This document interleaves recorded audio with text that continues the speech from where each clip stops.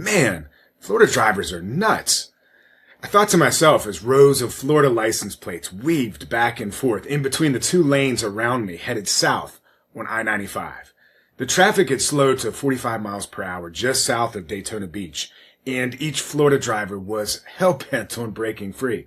They zoomed left, then they zoomed right, and they would honk at each other with a mighty swipe of the wheel. But they didn't get anywhere. They remained in the exact same spot on the road, just alternating between being behind the car ahead on the left and behind the car ahead on the right. And I couldn't help but think out loud. You know, that's a microcosm of the current state of humanity. We just can't bear to sit still.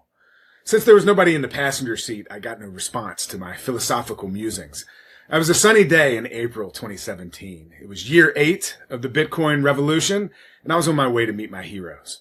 My SUV was packed with stuff that might furnish a South Florida apartment, and my head was packed with ideas that might help lift an upstart publishing group from a hodgepodge collection of franchises, perhaps to something more cohesive, and perhaps something more profitable. My destination was Delray Beach. It's an intercoastal town that's just north of Fort Lauderdale, and it was the corporate headquarters of the Legacy Research Group. So Legacy Research was was an upstart publishing business that was underneath MarketWise, which is a publishing juggernaut. It was MarketWise's newest business. And it had formed through the merger of 4 franchises: Bonner and Partners, Casey Research, Palm Beach Research, and then Jeff Clark's option trading service, all of which was formerly housed within Stansberry Research. So Legacy was headed up by somebody named Amber Lee Mason, who I had followed extensively because she wrote the Daily Wealth Trader for Stansberry Research for a year or two prior. So Amber had disappeared from that post at Stansberry. She stopped writing that letter, and it was really rather abrupt. And so I kind of wondered what happened to her. And then one day I found myself chatting with her on the phone about joining her new venture as an analyst. And Amber wasn't the only hero I was going to meet.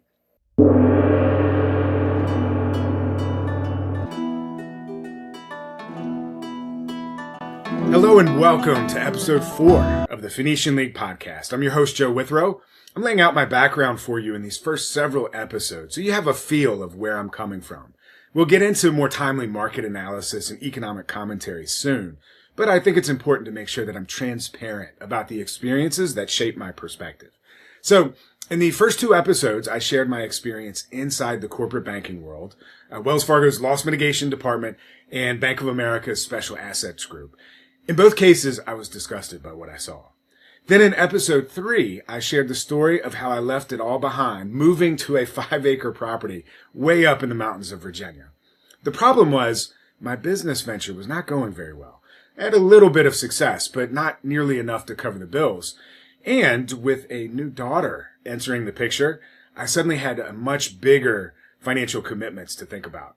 So as I mentioned in episode 3 last week, I had become a financial newsletter junkie after discovering the industry. Their investment analysis was extensive. Their research tied into interesting historical events, and they could work from speaking of the analysts, they could work from anywhere in the world. So it really seemed ideal. It's funny, several of my favorite newsletters routinely published on Fridays. So every Friday evening after my daughter was asleep, I'd pour a glass of whiskey and I'd go down to the basement to read everything. And to me, was what an exciting Friday night looked like. and inevitably, each newsletter would give me new ideas that I would just sit down there in the basement. I'd just ponder in the silence of my mountain home, which really felt like a world away from the corporate banking world that I'd left behind. Well, an especially big idea hit me on one particular Friday evening. As I'm perusing the Bill Bonner letter, which was written by Bill Bonner, who's the godfather of the entire industry, really, I found something really quite curious. So tucked inside this particular Friday's letter was an advertisement. They were looking for an analyst to join the company. And so at first I started to breeze over it, as my mind is really kind of trained to do with advertisements. But then it hit me. You know, this could be one of life's little subtle opportunities that was just kind of smacking me in the face. So I read the ad, and as I did, it occurred to me that really I'd be the perfect candidate. And that's because I was such a junkie. I knew their business, and I knew their history like it was my own. I read everything they ever published, and I understood their approach to investment analysis and the structure of their research reports as well.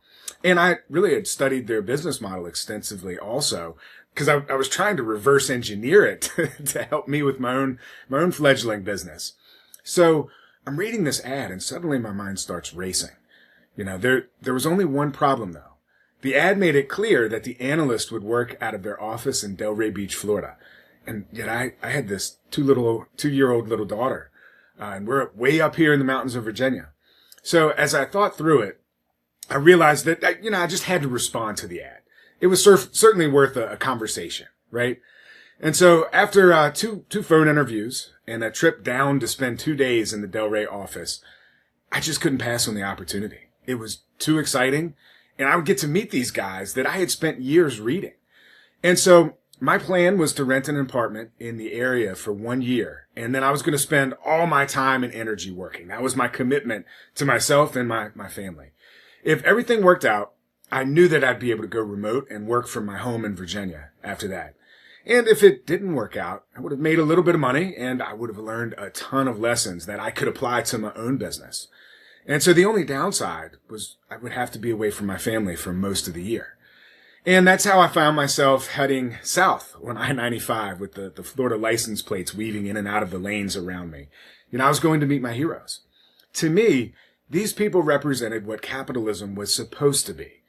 Character, integrity, win-win deals, independence, and, a customer-focused attitude. And I was working, and I was on my way to work with them as I'm driving south on I-95. I'm thinking, I'm going to get to learn their secrets. And maybe I could even become an integral part of the company myself. And so that was exhilarating. But I did harbor some doubt as well. Some 737 miles behind me, way up in the mountains of Virginia, sat this isolated property at the end of a gravel road. And as I'm driving there on the highway, I could see it in my mind's eye. I could see Boomer, a 9-year-old black lab. I could see him staring out the great room window. And in my mind, he was wagging his tail, just wondering when his master was coming home. And then I could see a beautiful little toddler waddle up behind him. And her deep blue eyes, I could just see in my mind's eye, they're radiating wisdom. And she wondered what Boomer was looking at. And maybe she wondered where her daddy was, too. Then behind her was my wife, Rachel, the woman I had left to raise our daughter and take care of our mountain retreat in my absence, with no forward guidance whatsoever. I didn't know exactly when I would be back, and I didn't know when I'd be able to fly them down. I just knew that destiny called. That was the hardest part of the whole thing. Not the 900-mile drive or the extensive work ahead, but knowing what I was asking of my family. Now, Bill Bonner had started the company that gave rise to the entire publishing industry, and that was back in the 1970s, I believe. He was always fond of saying that the investment newsletter business is perfect. It's part of the media, but it wouldn't be mistaken for a reputable part in mainstream circles. And now I was going to be a part of it. So they extended me the Analyst job offer, in part due to my knowledge of Bitcoin. I had fallen down the Bitcoin rabbit hole in 2014, and I came out of it a passionate advocate. I told everybody who would listen to buy as much Bitcoin as they could. And I learned how to run a few Bitcoin mining rigs on solar power also. Of course, nobody actually listened to me. I don't think anybody bought Bitcoin at my suggestion. But the folks at Legacy Research saw an opportunity to be the first to begin covering this new asset class. And so that was their interest in me. And on my first day in the office, I had a pleasant but serious debate with a very intelligent gentleman regarding Bitcoin and its viability. And I didn't sway his opinion, but I did gain some converts among the onlookers. And so I immediately set each of them up with a Bitcoin wallet, and I sent them their first Bitcoins, right? And this is when Bitcoin was, well under $800 a Bitcoin. And so afterwards, they asked me to give a presentation on Bitcoin to the entire company, which I happily did.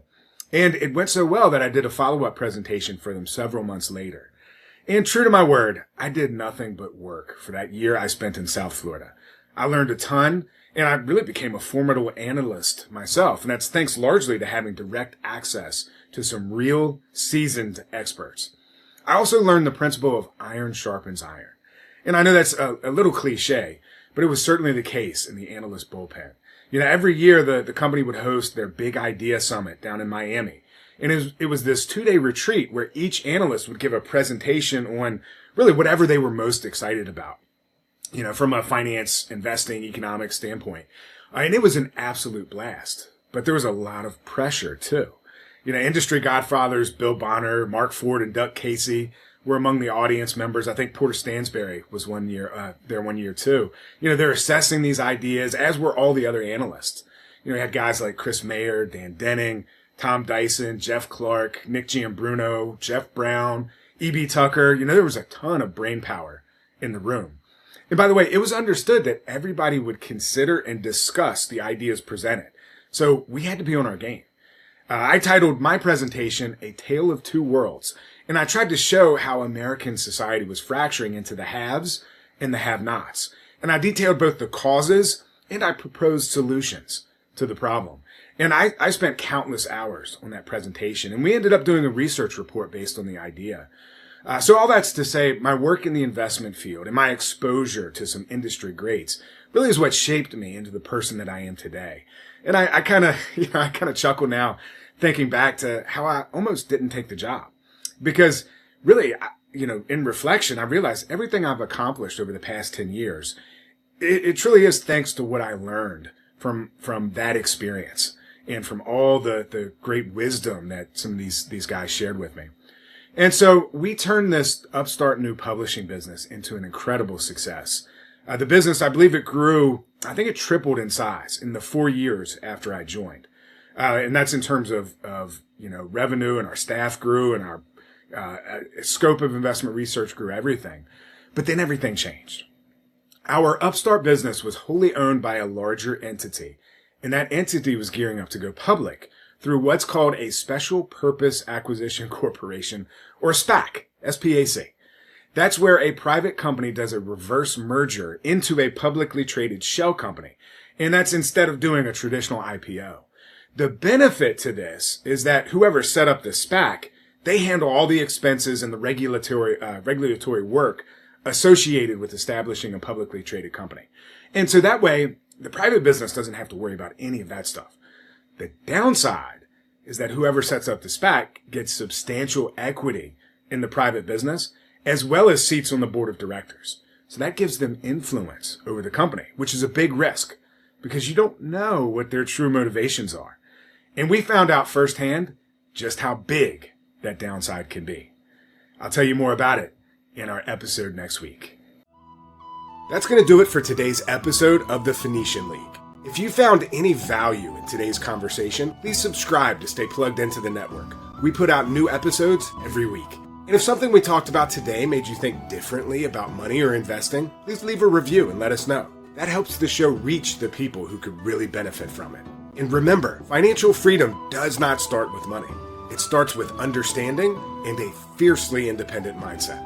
So if you would like to dive deeper into the topics we cover, I invite you to get on the Phoenician League email distribution list at PhoenicianLeague.com. We often send out detailed written analysis on the various investment opportunities in the asset classes that we advocate, and we connect the dots across what's actually happening in the global economy. And then we host online strategy sessions periodically as well, where we can really drill into how to take full command of your financial future. So stay connected at PhoenicianLeague.com. And until next time, let's stay smart and let's stay independent. This is Joe Withrow, signing out.